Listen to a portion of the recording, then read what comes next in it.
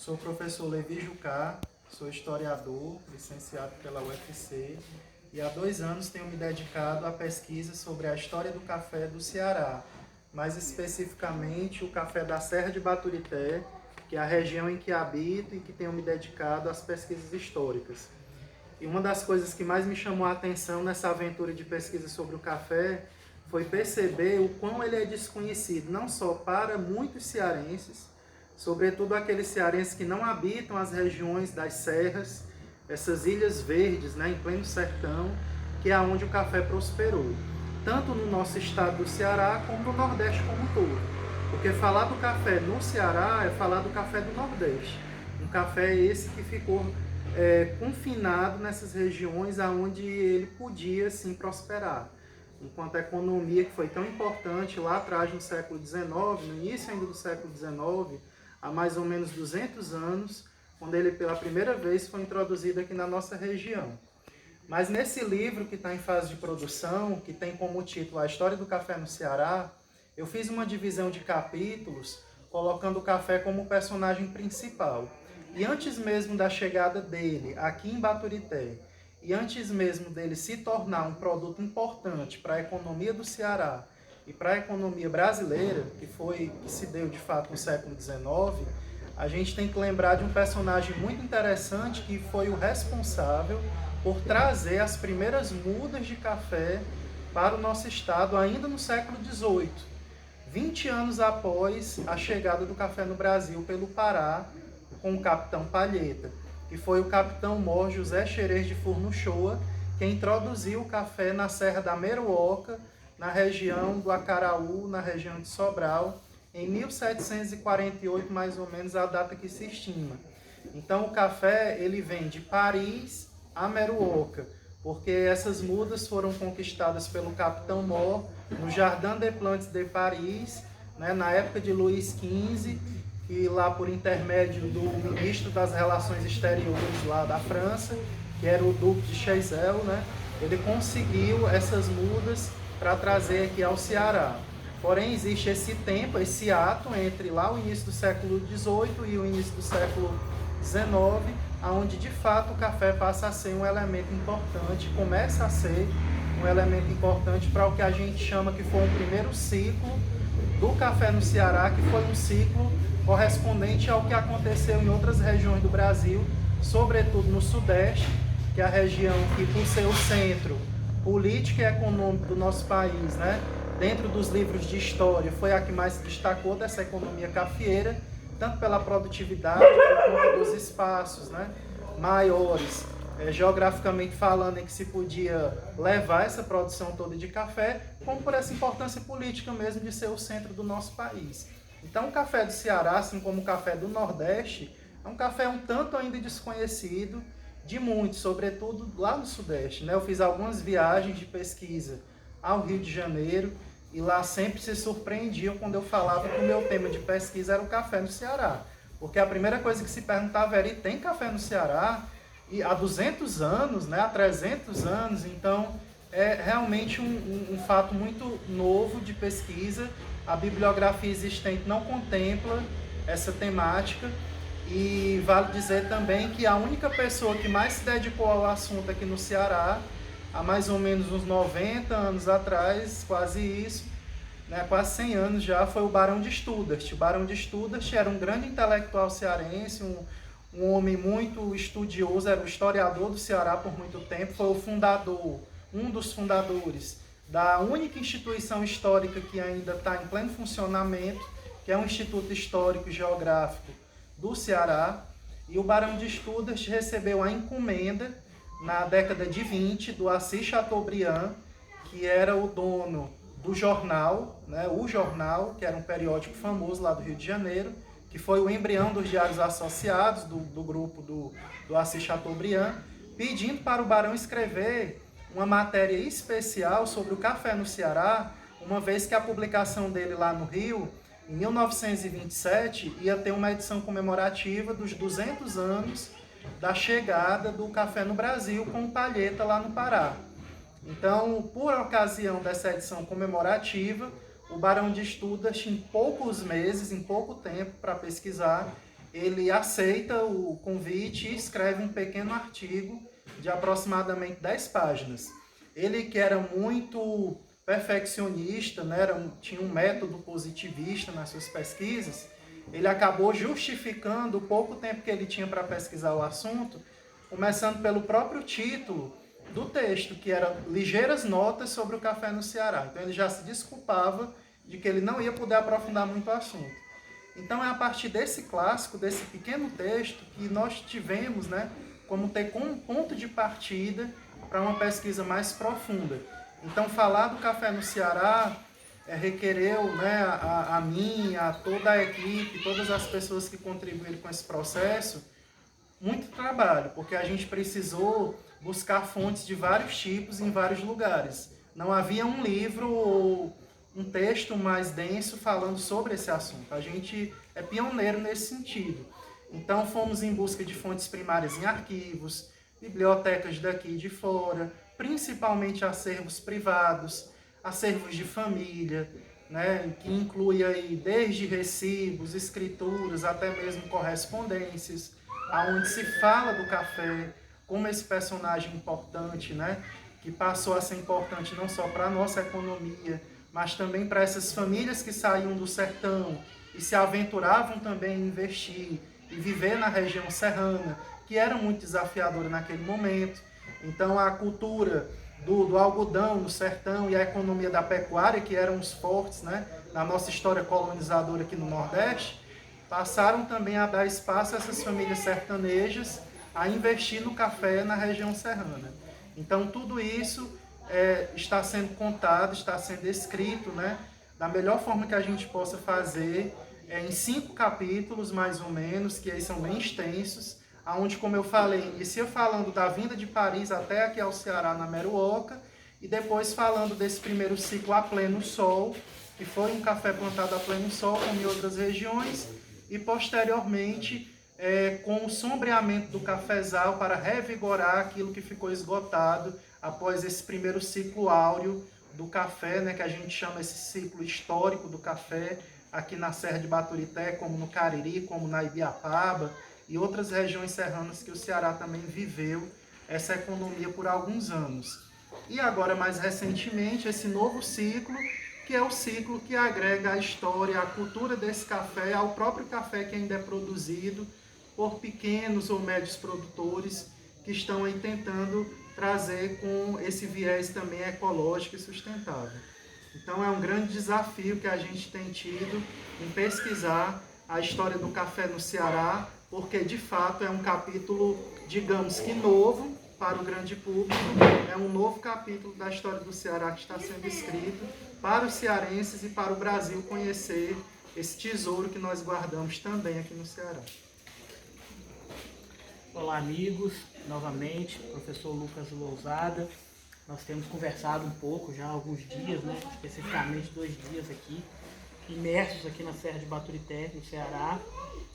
No nosso projeto, professor Levi, nós estamos andando no Brasil como um todo,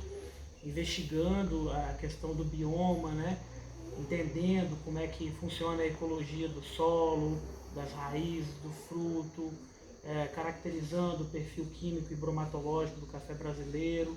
e também o perfil sensorial, para avaliar o potencial de mercado, né, de bebida, de perfil desses cafés da cafeicultura brasileira, né? Nós estamos inseridos lá no Sudeste, a princípio não viríamos no Ceará, por conta das questões da pandemia, né, das dificuldades de mobilidade, de reclusão social, mas as coisas vão se alinhando de forma que os esforços se somam, né, e aí, né, num esforço coletivo através dos amigos do Instituto Federal do Ceará, na pessoa do professor Marcos Góes, né, da Laura, que nos recebeu aqui no sítio São Luís, tão bem, nós conseguimos vir e aqui chegamos na quinta-feira, e o impacto foi muito grande, porque a primeira questão é, pessoal do Sudeste, o que vocês vão fazer no Ceará? O Ceará não tem café. E aí a gente, não, tem sim, mandaram um vídeo para nós lá que tem café, e café produzido na montanha, café arábica. E quando nós chegamos aqui, subindo, saindo do sertão e começando a subir a serra, um choque muito grande, porque a identidade do patrimônio natural de vocês é muito similar ao que nós temos na região de montanhas do Espírito Santo, tanto na região serrana quanto no Caparaó, talvez um pouco mais similar com a região serrana pela cobertura vegetal, né, pela geografia em torno de relevo que nós encontramos aqui. Mas alguns fatores chamaram a atenção logo de cara, né? Primeiro, a retomada desse fervor, dessa necessidade de querer mostrar esse café para o mundo, para o Brasil, que não o conhece. O segundo aspecto é o café convivendo com a Mata Atlântica, né, de forma muito harmoniosa, de forma muito pacífica, e coisas que nós não temos de forma comum lá no Espírito Santo, ou em Minas Gerais, ou em São Paulo, ou no Rio de Janeiro. Nossa cafeicultura lá no Sudeste é a pleno sol, no Centro-Oeste também é pleno sol, no Nordeste da Bahia também é pleno sol. E aqui uma cafeicultura totalmente inserida dentro da mata, muito sombreada, e aí nós conseguimos identificar 3 ou 4 biomas muito distintos nesse período que estamos aqui, né? Como por exemplo, né, na família do produtor Sérgio, lá em Mulungu, um café produzido totalmente no sistema de agrofloresta com manejo convencional. Então, um café com vigor vegetativo absurdo, uma carga de produção condizente com lavouras que produzem café a pleno sol e uma arqueadura de estrutura de planta muito impactante do ponto de vista em função do sombreamento. Então, esse foi o primeiro choque. No segundo momento, na família do Lucas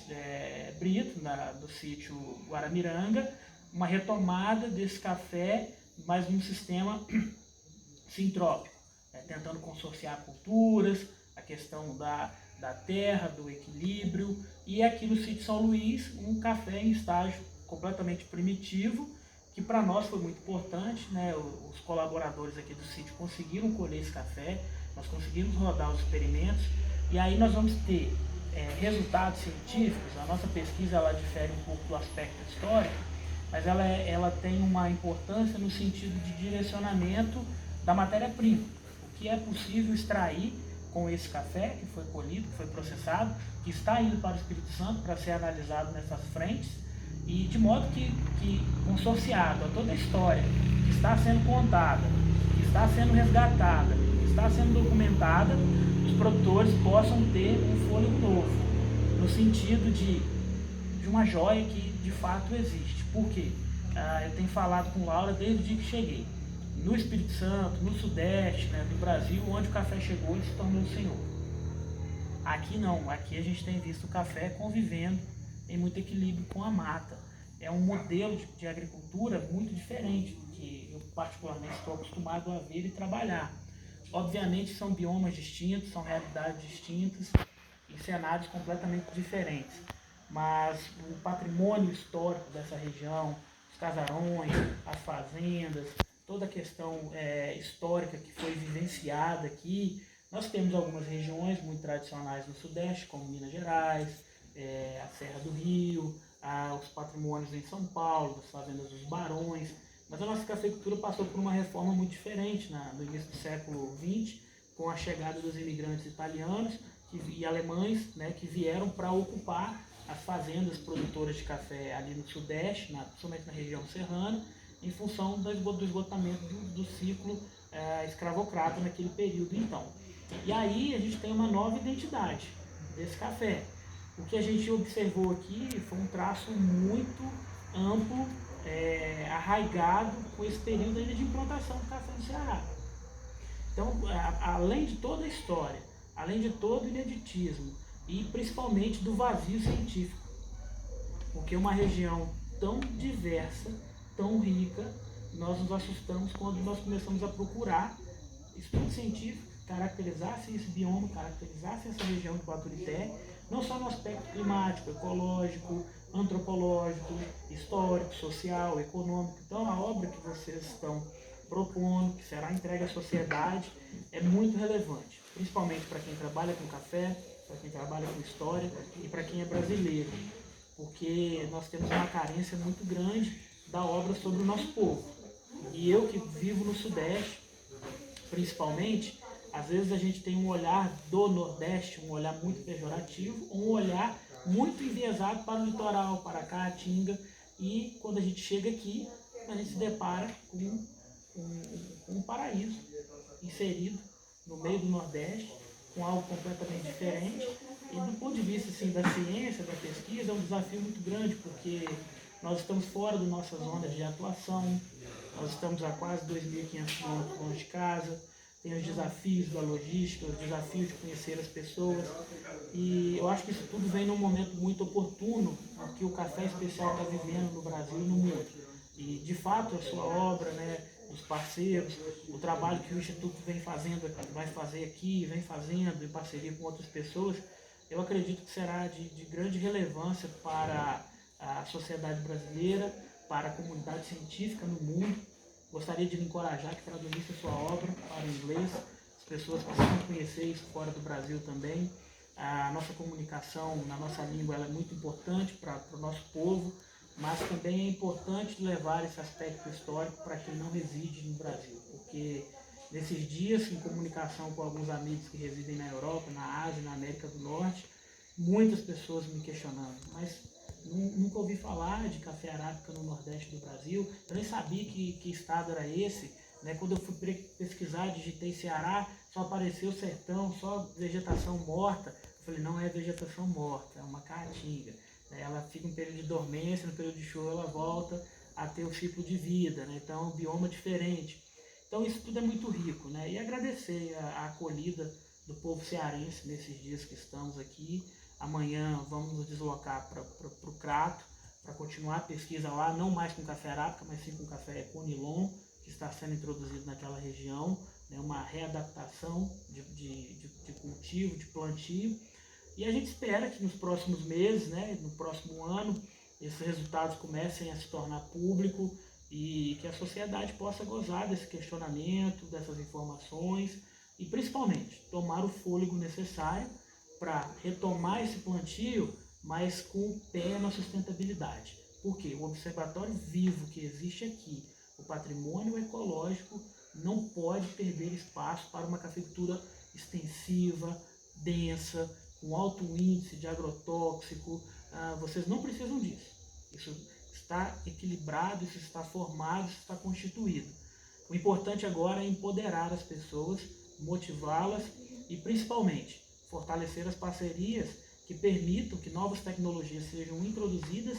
mas desenvolvidas a partir dos estudos observacionais neste território. Então é um chamamento também à sua obra, o trabalho do Instituto Federal do Espírito Santo, é uma provocação ao grupo de cientistas, né, instalados aqui no Nordeste, no Ceará, para que as pessoas possam olhar com muito carinho, com muita dedicação e, de fato, documentar, apresentar e concluir novas teorias a partir dessas hipóteses que nós estamos observando aqui. Assim, foi um prazer muito grande conhecer Laura, família toda, Dona Cláudia, Cid São Luís, Sérgio, Lucas, Coronel Show, todas as pessoas que nos cumprimentaram, né, seu João, seu José, seu Antônio, é tanta gente que passou, seu Assis com a história dos mestres da colheita, enfim, foi um período muito rico e da nossa parte fica um agradecimento muito grande e a gente espera poder voltar, compartilhar novas histórias, compartilhar resultados e que vocês também possam ir ao Sudeste contar um pouco dessa história do amor cearense ao café especial. Aqui eu me despeço, agradeço mais uma vez e deixo um abraço a todos.